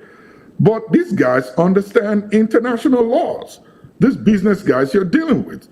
And they have started going after your assets one after the other. So here's my take. I would expect that by now, Tinubu would have addressed this matter to save Nigeria this disgrace and humiliation that we're going through almost every month. We hear about this case. And he flies to China to sit down there and ask for money. When China, a business in China, is going after your assets and is asking for billions of dollars in loans to fund what we don't know about. Why can't we just sit down, bring a few of these business tycoons around, and what can we do to remediate this issue and put it behind us, rather than just ignore it and hope that, so help us God, according to Mr. Anosike in our national anthem, hoping that God will some way divinely touch the mind of the Chinese company to forget about this loan. Until we address it, these things will keep going on. And it's not just the $76 million or whatever the amount is that we're talking about now. There is interest accrued. So that means that as the interest keeps increasing, the amount goes up, and they continue to look for all assets that they can lay their hands on and seize those until they recuperate every part of their dollar that they're losing or that's judged against Nigeria. So our attitude towards serious matters need to change. Again, I still stand on what I said initially. When you have incompetent people who have no idea about what they are in office for, to be in office and handle things, you have situations of this nature come up every time. Nobody has spoken about it since the last time we heard about the one in Britain, the Bombardier jet in Canada, and the rest of them. No action has been taken. So what does Boala want us to do? Call the Chinese firm and ask them for mercy? Or let's just forget about this? No, this is supposed to be something the government is supposed to sit down at this time, begin to rally amongst themselves to figure out a way to solve this problem. I mean, I wouldn't even mind if these billions of dollars they are borrowing is channeled at this debt. Pay it off, and let's forget about this embarrassment that we're going through, rather than just ignoring it and hoping that someday we'll forget, or after 8 years, the next guy coming in office will deal with it. It's a big shame and a big disgrace. Nigeria can do better. We have people with the brains. We have lawyers that are skilled in international law, business law, and the others that can jump on this and stop this embarrassment before it gets us to a place where a hole that we can never come out of. All right, thanks very much, Flagship. It's a bit curious, quite curious indeed, that this death judgment was given in 2021. And the Ogun State government, the Nigerian government, which is the obligor to that contract, they didn't do anything up until they started seizing our assets, first in France, in UK, in Canada, now again in British Virgin Islands. And now that brings me to the question I want to ask KJ. KJ, please, how do you react to the fact that, look, this judgment was given in 2021, and up until this moment, the Nigerian government has not been able to do anything about it?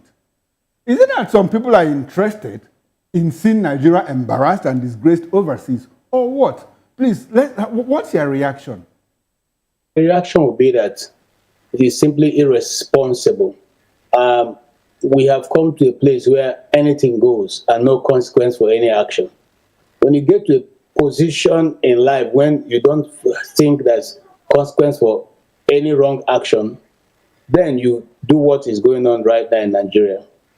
The Ogun State government and many more. Let me dial back a little bit.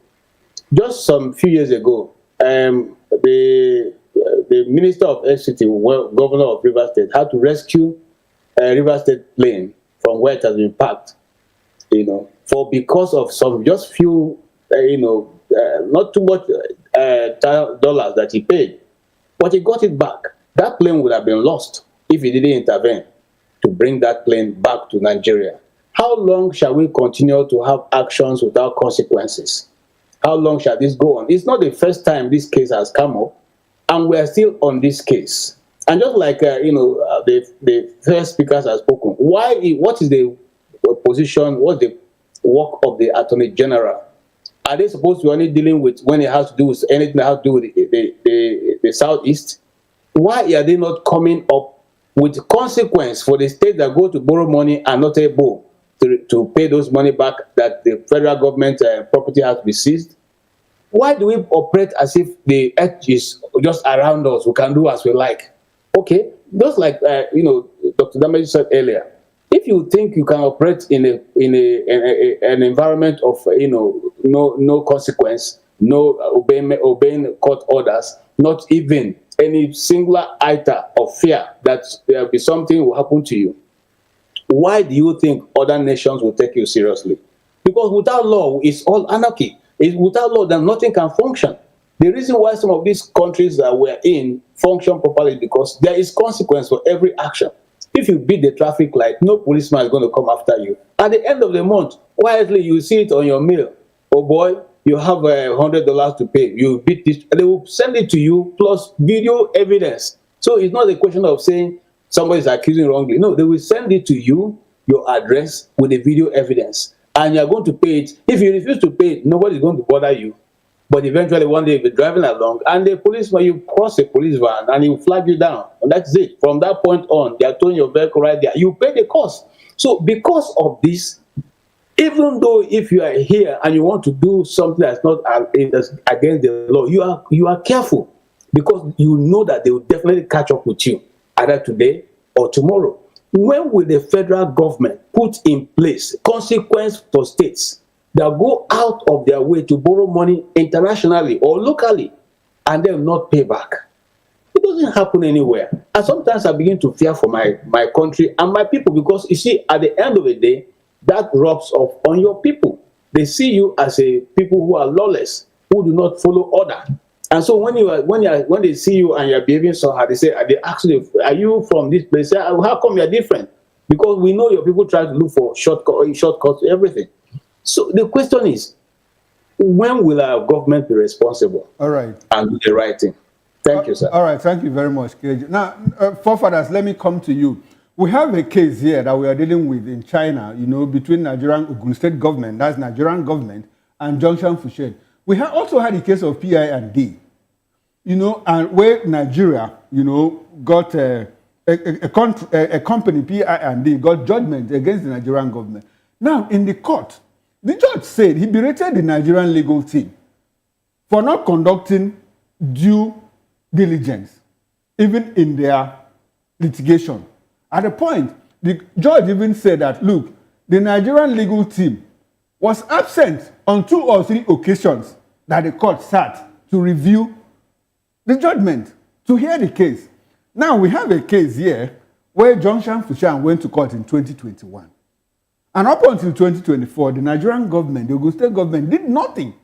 Even when the Ogun State government said that it was actually the company that was in breach of the agreement because at the point they walked away. Now we have this judgment against us. And this company, not Chinese government, but the company is seizing our properties in all parts of the world. How do you react to this incident, generally? Yeah, thank you for that. I must commend KJ for what the contribution he made. I think consequences do matter.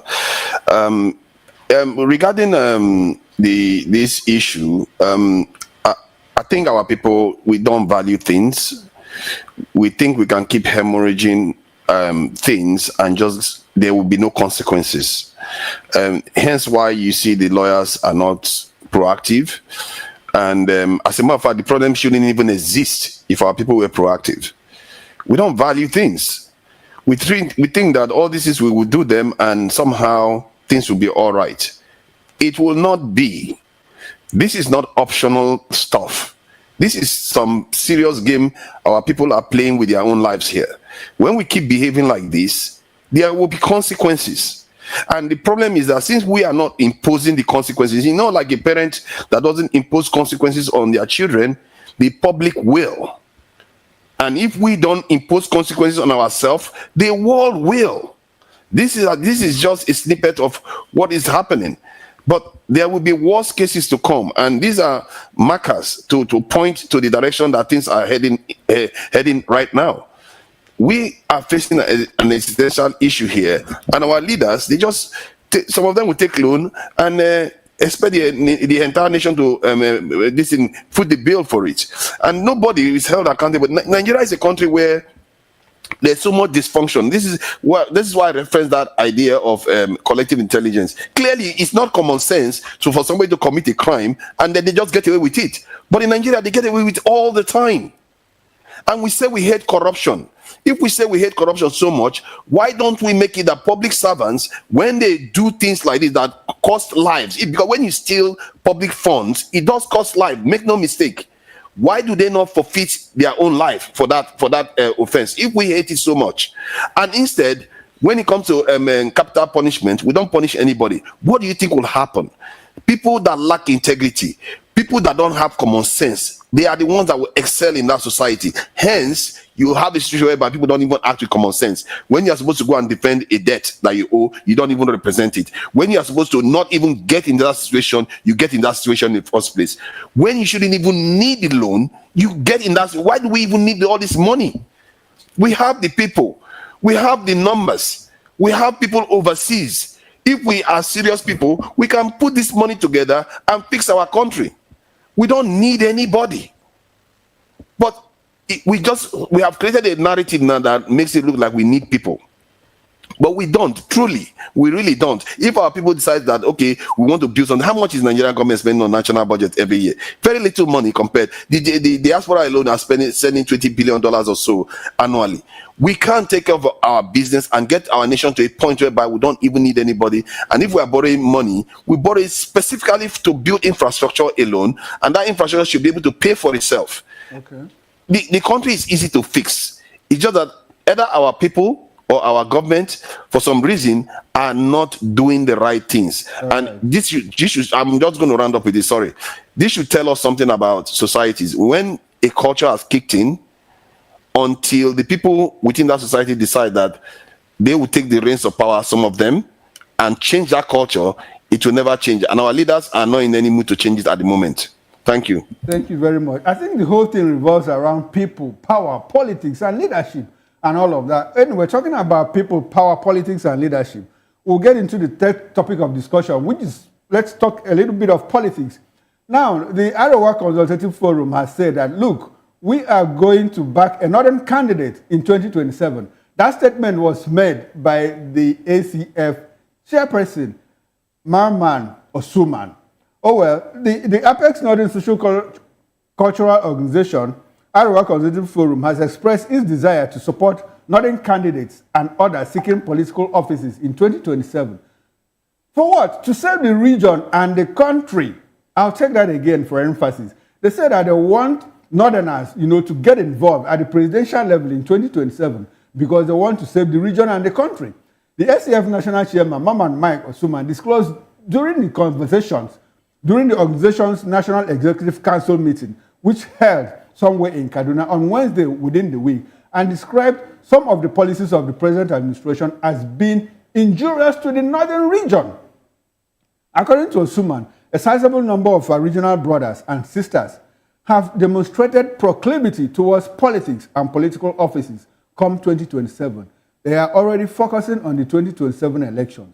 While politics is sine qua non in our climb, this moment calls for reorganizing our region, reorganizing our region's plight and strategic efforts to ameliorate hardships that have besieged the people. Now, we understand that the man, ACF, has distanced itself from the comments made by their chairman, Maman Osuman, and said, look, they have even suspended him.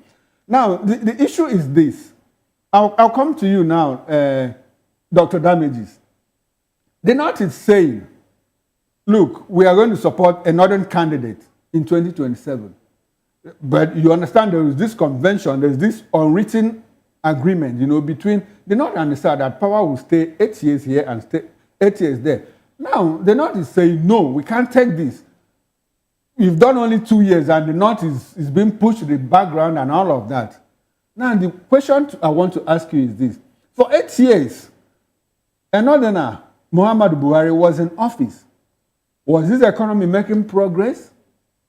Were Nigerians enjoying like they did between 1999 and 2015 when the PDP was in government? Now, for just 2 years that a Southerner, a Westerner is in office, the North is complaining. What's your reaction to what the ACF has done or has said? If they figured out that their people will die before 4 years, they better start complaining. I don't know what you want them to do. It doesn't mean even if the politicians had an agreement that they have to go between North and South, that has nothing to do with the plight of the people. If people feel that their people are dying and they won't be able to survive for 2 more years, they have the right to say that they are going to field a candidate that will challenge. Sorry, Dr. Damages, the question is this. For 8 years, a Northerner was in government. The Naira to dollar exchange rate moved from 220 between 2015 and 2023 to 780 Naira. They did not complain. They did not tell the Southerner not to complain. They didn't tell the Southerner not to say they are going to run and remove Buhari in power. I don't know why people should be worried about what they are doing. If you're not happy about how things are going, you have the right to say, look, we are going to field a candidate. If the socialists decide that, oh, these capitalists, they're messing up this country, we have to field a candidate that will save the country and save our people, our socialists, they should have the right to do that. I don't think that's a problem.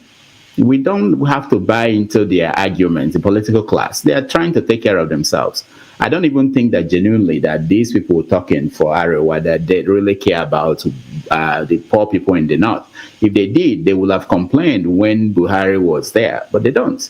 So we can't buy into their story and follow them and argue. The point is that let them do what they're doing. Nobody stopped the Southerners from saying we're going to challenge Buhari from continuing after 2 years because we saw that he would be a disaster. So I hope they are doing it for the right reasons. All right. Okay. So it's more like expression of the freedom to speech. You know, they have the right to say anything they want to say, but it's left for the average Nigerian to cast his vote for the person that he wants to lead him. All right. Well taken. Now let me come to you, KJ. KJ, what's your reaction to this? I mean, Northerners are saying, look, power has to come back to the North. What's your reaction? Is there anything new? Power has always come back to North whenever anybody from the South tests the power. And they just give you a maximum of 2 years. And they begin to complain. Go back and look at the days of Jonathan, you know. The moment the power was in the South, it became that Jonathan was clueless. It became that Jonathan was, doesn't know what is going on. It became that Jonathan. So this thing has always been there. Unfortunately, just like Dr. Damages have said, when the power is in the North, we play the ostrich. We don't complain. We go along whatever is being dished out to us. So I don't blame them. I'm not even thinking that power will not go back to the North. After Tinubu's 4 years.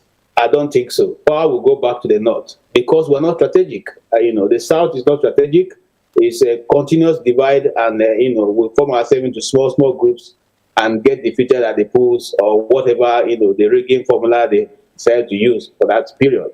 Exactly the point. Exactly the point. Sorry, KJ, I'm sorry to butt in at this moment. What makes you think that power will go back to the North in 2027? Because that's what we have seen, Mr. That's what we have seen. Has it failed? There's not been any time. It's only Obasanjo who struggled to hold down power, and for which he paid dearly after that. No, who else? Who else? So the thing is this. And like Dr. Damages have said, if the governance is not going well for people, there's nothing that stops you from complaining. If those who are complaining now are not even complaining because when they get the power, they're going to make the North better. No, it's all individual. You see, if you notice what's going on in the East, or majority of people who are in the East, it's all about their own. Am I not surprised that my governor, my own governor that we all fought for, campaigned for, did everything, shouted, even gave orders to our people in this thing, you must vote. Now is one posing this kind of, I can't even imagine it, okay, to the people who brought you, who stood by you to get you into government. Are you there for yourself or for the people?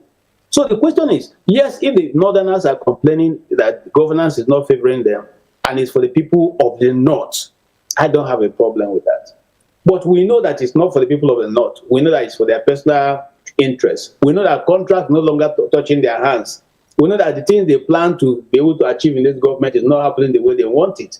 And so the other thing they do is to run to the extreme, which you say, we are not going to allow this to happen again. And don't kid yourself. What that guy says is the thinking of the North. It's just that he was too vocal to have, or rather he moved too fast.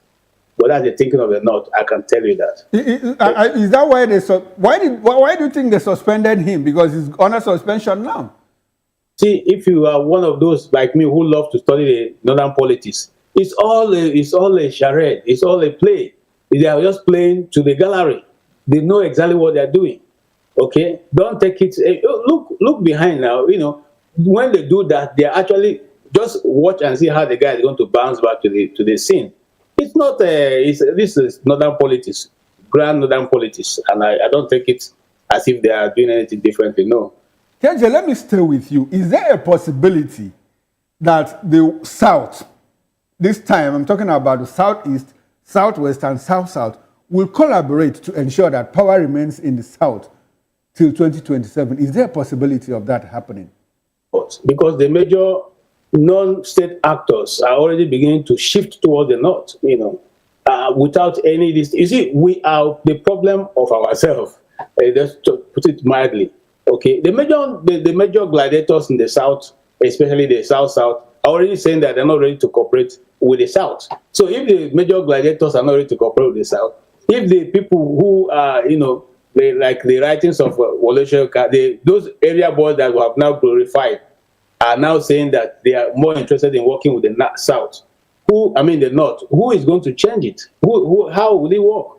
If you remember the last election, up to this moment, the IREV is saying that Obi won River State, but in reality, Obi lost River State. So that is exactly what's going to play out.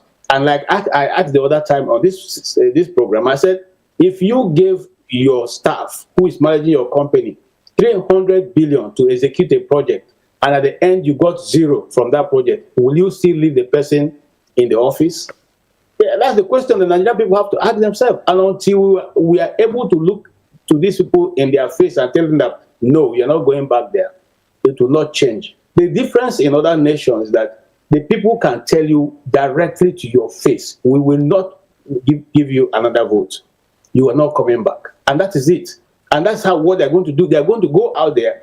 Let me give you an example. You can take it to the bank. You see what happened now? The Republicans have both houses.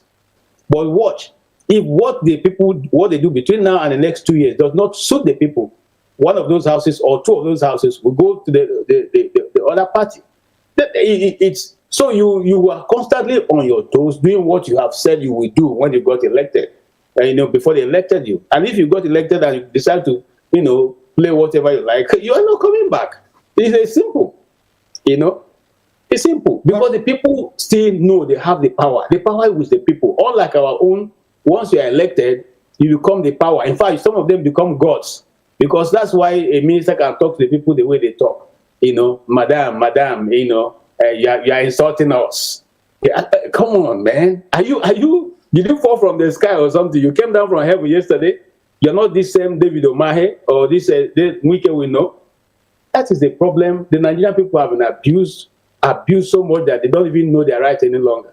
And then you see somebody telling minister, I'm sorry, sir, kneeling down for a minister. Are you in a craze? You mean that such things don't happen in the US? How can? Who are you? The people will insult the look. You see, that's the difference. The Americans term themselves a land of the brave. They are really brave people. I can assure you. They are really brave people. They can tell you off in your face. Kindly self. They won't even be making noise about it. They'll be insulting you right in your face. So it's because of that The government know that the people hold the power and they can always change the narrative any day. Okay? And so you are careful to know that this is what the people want and to do what the people want. Not to tell the people that you are the master and they don't have the right to talk to you. Who are you? They elected you there. Without the people, there will be no minister. Without the people, you have no office. It's the people's tax that is paying you and is keeping you in the office. So if you decide to make the people look as if you are now their master, the colonial masters left, as the people said, and now we have Nigerian colonizers who are colonizing the people. What kind of a nation are we building? Oh, well, thanks, KJ. So much about people, power, and politics. Now, forefathers, let me bring you into this conversation now. Look at what's going on between the ACF and, in fact, between the ACF itself. They suspended the chairman for saying that, look, we are going to support a northern candidate. Dr. Damages says there is a freedom of expression. KJ supports him. Now, let me ask you this question. Should we be talking about where the president comes from, or should we be talking about credible leadership, whether the person comes from the north, from the east, from the west, or from the south? What should be our main concern at this point in our national life, in our national history?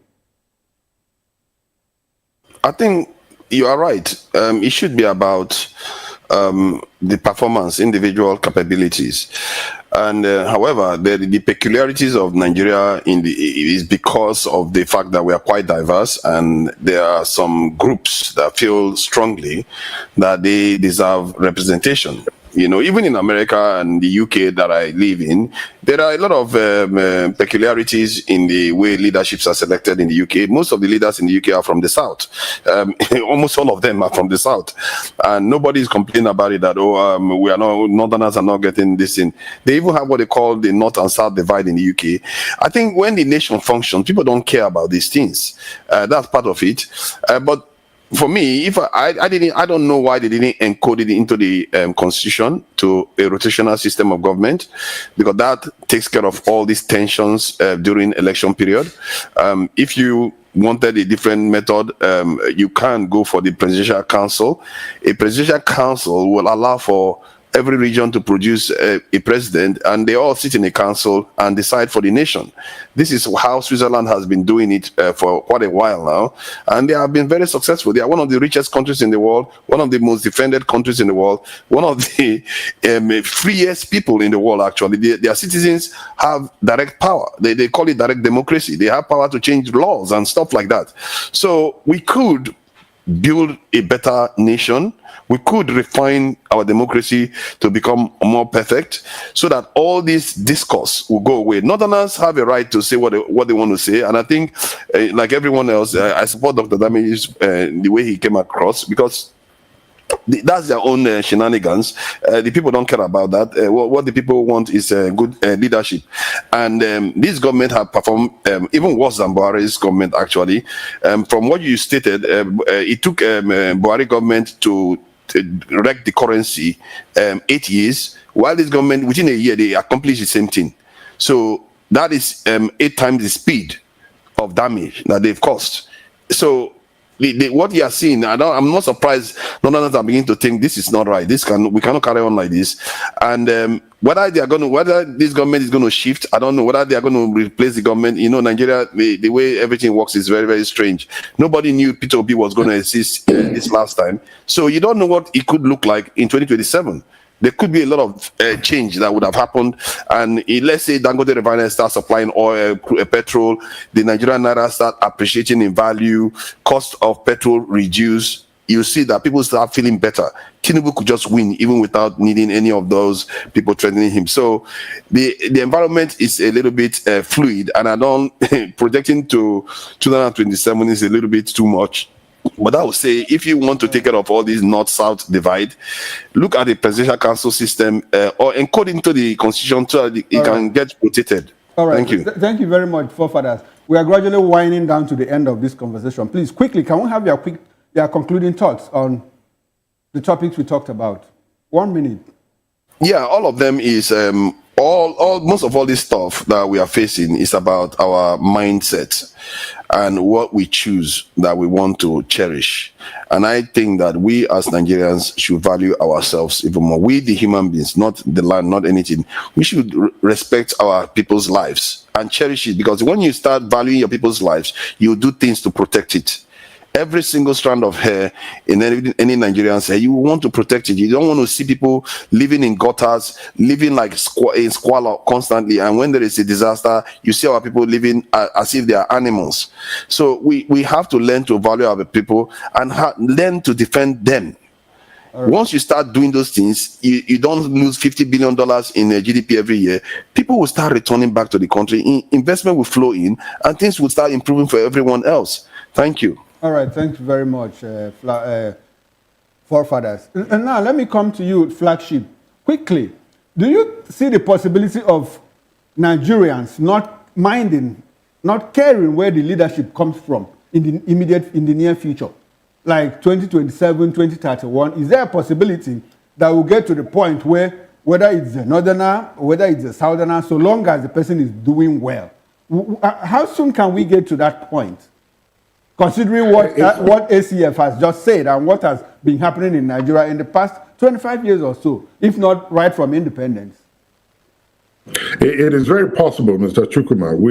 We definitely can get there. I think there was a time we were there where things were working for everybody and nobody really cared who or where the president came from. The reason why the ACF leader spilled the beans this time, or speak the minds of the northern folks before time, is because they feel that their interest is not being met. And when Buhari was there, he was quietly and silently meeting their interest, regardless of what the economic status of the nation is. But as it is right now, and the reference has always been on Lagos. I think last week or thereabout, when Kwankwaso was speaking at the graduation, he made mention of the fact that Lagos is trying to overrule the North and take what belongs to the North and take it back to Lagos. That, if I read in between the lines, is referring to the president. And the North feels right now that they seem not to be getting the ears of the president. And whatever his actions are is meant to take out what they already have and bring it back to the South. So it is a collective decision of the North to say that they are not going to support anybody else other than someone from the North. But the ACF leader spoke too quickly as a result. Just to act like there's a reprisal action for his words, they announced that he's been fired or removed from office. But I believe and I know that that's their collective decision and where their mindset is right now.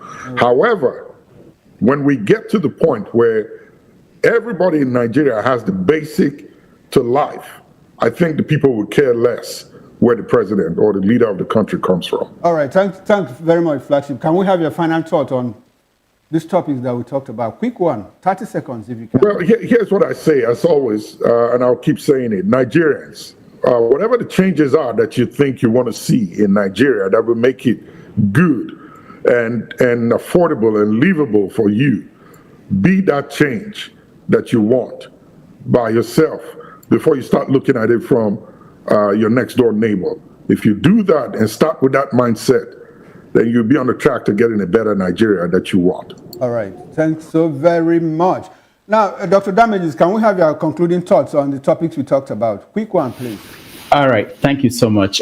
This is my thing. The finance minister, Wale Edu, said that Tinubu's reforms save Nigeria $20 billion. By ending subsidy and stopping the defense of the naira.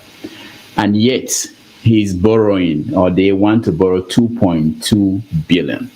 If anybody can understand it and can explain that to me, that person is a great guy. Just one more thing on what you said about the 10 billion naira that Anosike said that we are losing because of sit at home. You were trying to find out what were we doing with the money when we had it. I think we were using it to buy land and making it difficult for someone like Ruben Abati to get land in the southeast. Dr. Damages, you are the essential satirist that we know, and you have gone in that direction too. Okay, thanks for that that bid anyway. Now, KJ, let's get your concluding thoughts, please. You are still laughing. Okay. Yes. I'm ready to sell my land in the east. If you know those who have been looking for land in the east have not found it. What part of the east? What part of the east? No, Abia State. Abia. We are ready. We have plenty. If I will have a place nobody is occupying, we will sell it and collect money. Please move down. It's not an abandoned swamp like they used to sell to us in the other parts of Nigeria. Then we use under billions to develop it. It's going to be clean, flat land that you can start building right away. Okay, thank you very much, KJ. Yeah. KJ, the producer just told me that she's interested in getting a plot of land. Maybe I'll hook both of you up. Please hook me up. Don't forget to give me my commission when the deal goes through. He has to be a Yoruba guy, not Igbo. No. Unfortunately, she's Igbo. No, not for Igbos. It's for Yorubas and any other person who wants to build. All right. Thank you very much, KJ. Thank you very much. Thank you, gentlemen. Now, please, before we wrap up the show, one of the fingers behind the faces that you see here, the guy at the PCR, Mr. Ikechukwu Onyekwelu, is celebrating his birthday today. Please, can we just collectively give him a shout out? Let's put up his picture on the screen so that our audience can see and appreciate Ike. Ike is one of the hands, behind the faces that you see on TV. Hey, this is wishing Ike a very happy birthday on behalf of... Happy birthday to you. Oh, wow. Ike, happy birthday to you. Yes, on behalf of... Happy birthday, Ike. All right, Ike, Happy birthday. I think you can hear the shout out that you are receiving from the diasporans. Yeah, so we heard you, sir. Happy birthday. Have a good cake on our behalf. Thank you for doing what you do, and we appreciate you. Yeah. All right. Thank you so very much. This is where we have to wrap up this show. I've been speaking with Mr. Peter Anosike, who ran off to do something else. He was in the studio here with me. Dr. Damages joining from New York. We had Flagship joining from Atlanta in Georgia. We also had KJ that joined from Maryland. And Forefathers who joined us from KJ. Well, this is where we end this show. Thanks for being part of it. This show happens every Saturday, 3 o'clock Nigerian time and 9 o'clock Eastern Standard Time. I've been your host, Chukwuma Okoro. Please join us next Saturday for another interesting edition of Diaspora Perspective Show on Voice of the People Television. Do enjoy the rest of your weekend. If you have to drink, please drink responsibly. Thanks for being with us, and bye for now.